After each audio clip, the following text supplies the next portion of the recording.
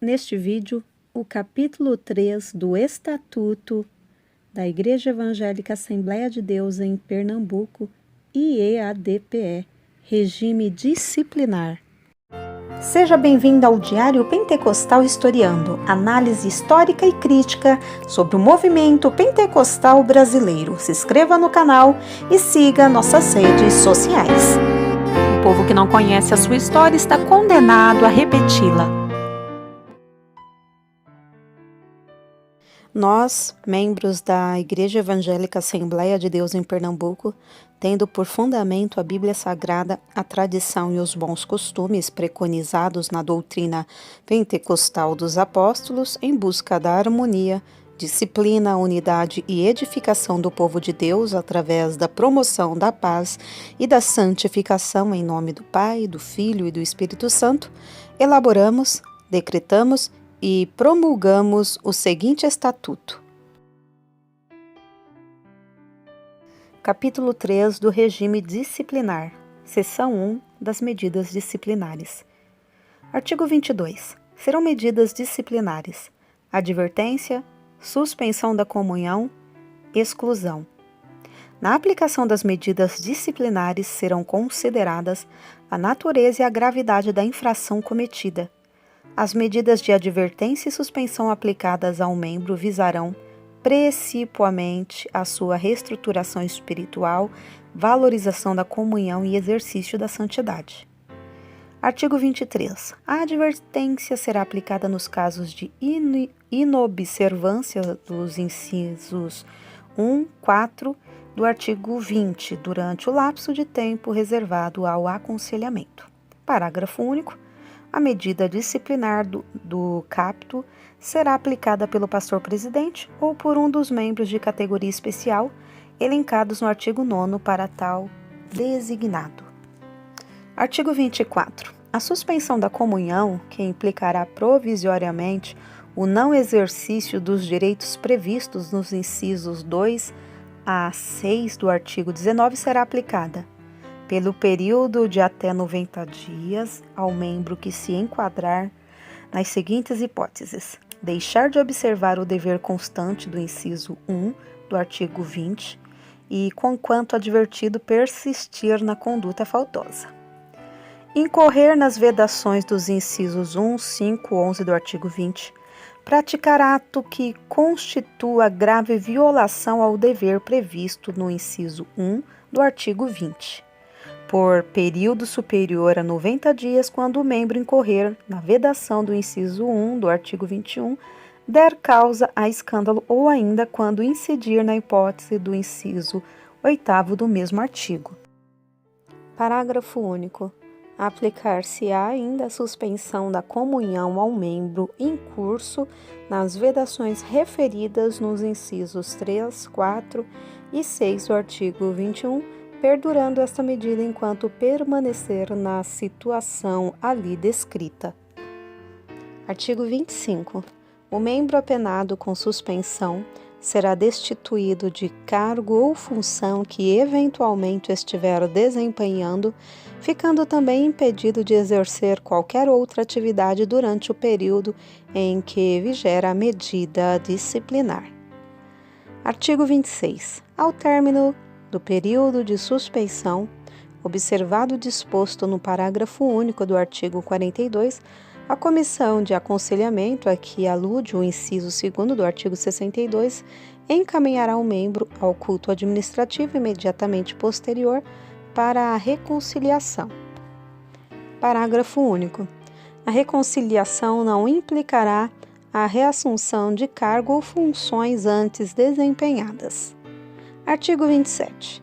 A exclusão será aplicada ao membro que incorrer nas vedações do inciso 2, 7, 9 e 12 do artigo 21, apropriar-se de dinheiro, valor ou qualquer outro bem pertencente à igreja ou a ela destinado, ou desviá-lo em proveito próprio ou alheio. Tendo sido condenado em sentença judicial transitada em julgado pela prática de crime doloso, for submetido à pena privativa de liberdade, a abandonar a igreja. Parágrafo único. Cessados os motivos que ensejam a exclusão e, quando possível, reparados os efeitos do que lhe deu causa, será permitida ao excluído a nova admissão no rol de membros, observando-se o procedimento disposto no artigo 7º. Seção 2 do processo disciplinar. Artigo 28. O processo disciplinar obedecerá aos princípios da imparcialidade, do contraditório e da ampla defesa, e orientar-se-á pelos critérios da oralidade, informalidade, economia processual e celeridade, objetivando sempre que possível a restauração do faltoso à comunhão da Igreja. Artigo 29. O processo disciplinar será composto de 2 fases. A primeira, em que se averiguará a veracidade dos fatos, e a segunda, na qual aplicar-se-á a medida disciplinar cabível. A primeira fase será conduzida pela Comissão de Aconselhamento, a que alude o inciso 2º do artigo 62. Na aplicação da medida cabível, que será sempre estabelecida pelo pastor-presidente ou por ministro ou presbítero por ele designado, serão consideradas a natureza e a gravidade da falta cometida, bem como sua repercussão entre os membros da Igreja e na sociedade. O prazo para a conclusão do processo disciplinar não excederá 60 dias, contados da data de sua instauração, admitida sua prorrogação por igual período, quando as circunstâncias o exigirem.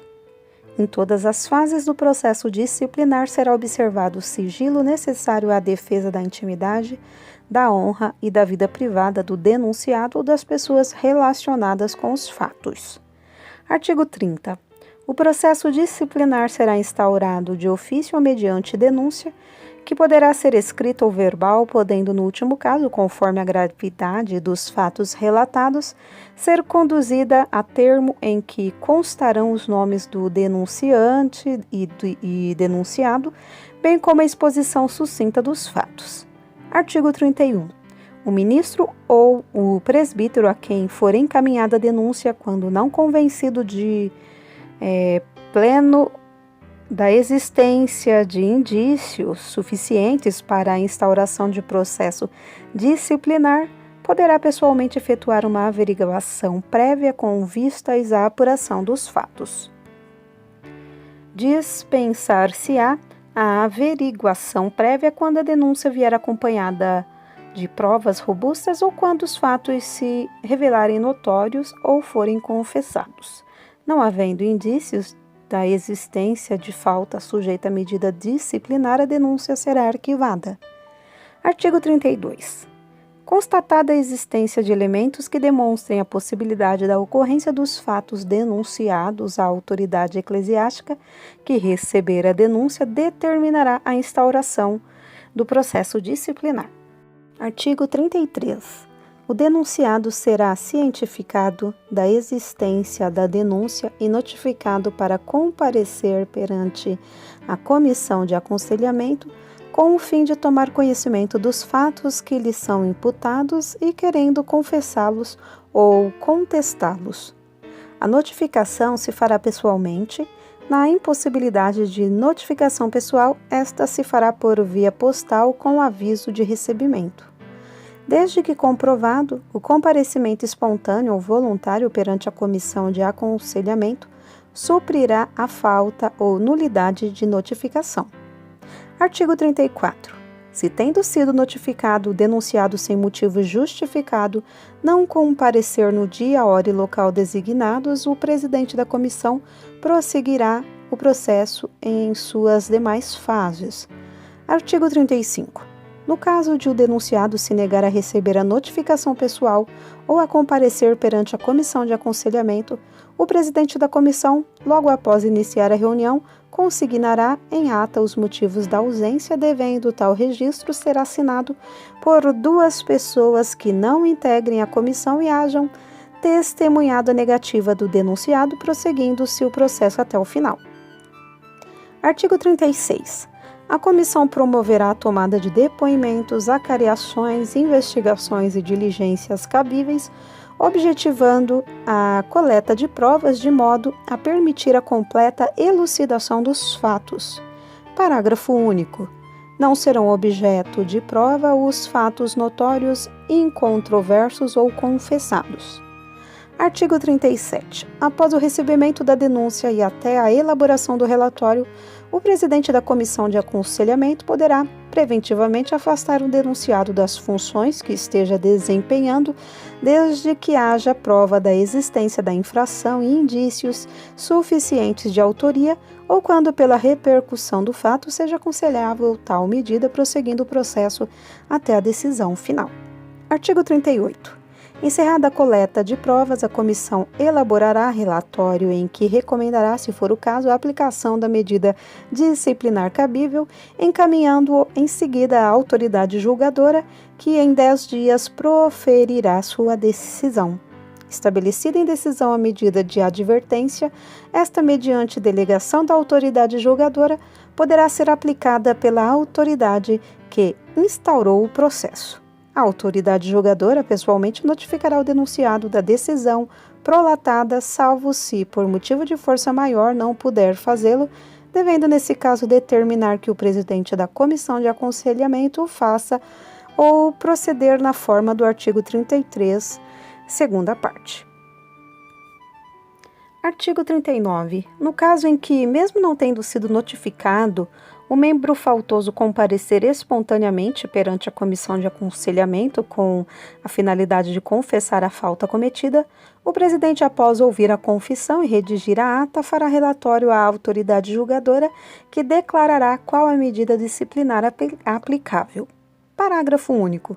Na hipótese prevista no caput, o presidente da comissão, após reduzir a termo a confissão, poderá, de acordo com a gravidade da falta, determinar que o membro seja afastado provisoriamente da comunhão sem prejuízo dos direitos previstos nos incisos 1, 3, 4 e 6 do artigo 19, prosseguindo o processo até o final. Artigo 40.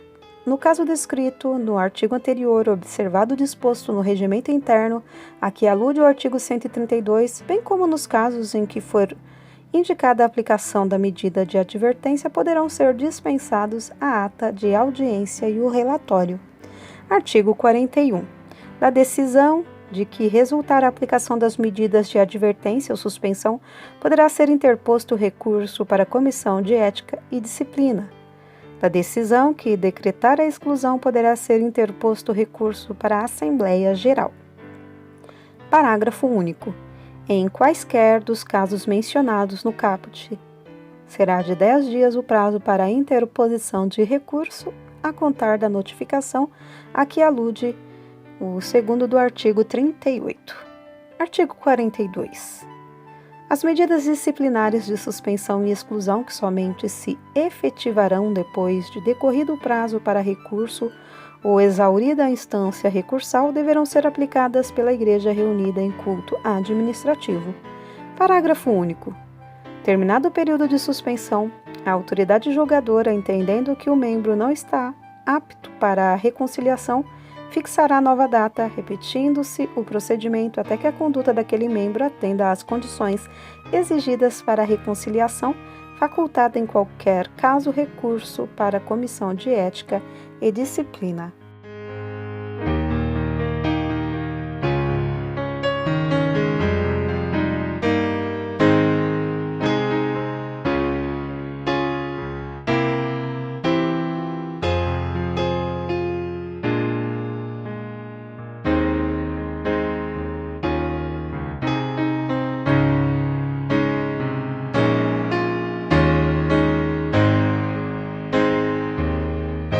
Porque nada podemos contra a verdade, senão pela verdade. Segunda carta aos Coríntios 13 e 8. Se você gostou do conteúdo deste vídeo, se inscreva no canal, deixe o seu joinha, compartilhe e ative o sininho para receber do YouTube as notificações dos novos vídeos.